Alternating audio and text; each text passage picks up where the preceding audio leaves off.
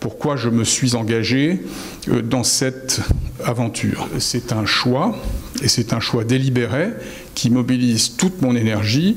Je l'ai fait parce qu'en 2014, donc quand ce problème de SNIEF, puis de PLUI, plus grave encore, s'est posé, je me suis dit qu'on allait encore une fois être victime de l'étouffement des prétentions de l'État, puisque la SNIEF, c'est un outil étatique, qui nous truffe de contraintes qui, à l'excès, ne sont plus justifiées.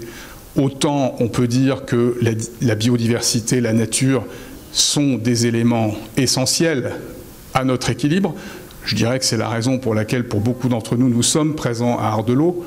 Il est tout à fait clair que les gens qui viennent à Ardelot pour se reposer, pour se réparer, pour profiter de la nature, la plage, la forêt, la campagne, et que, loin de vous, de nous, l'idée qu'on doit sacrifier la nature.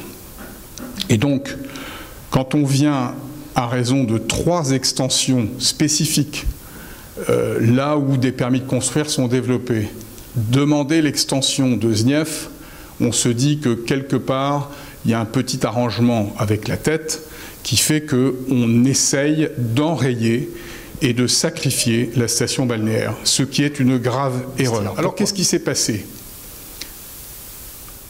On a proposé un PLUI, deuxième acte barbare, si je puis dire, qui consistait à dire toutes les zones d'Ardelot, un tant soit peu importantes, ont été rendues inconstructibles, alors qu'elles étaient constructibles.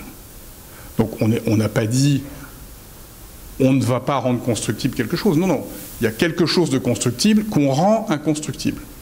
Et parallèlement, donc on a stérilisé 30 hectares de terrain constructible, j'insiste sur ça, pour en réalité transférer 20 hectares de terrain constructible à Neuchâtel village. Finalement, moi, mon investissement, clairement, c'est celui-là.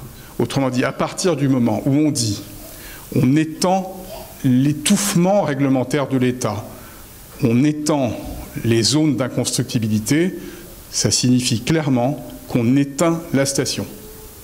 Et éteindre la station, ça signifie clairement la dévitalisation économique du village et plus largement le mouvement que l'on observe au niveau du territoire de la CAB.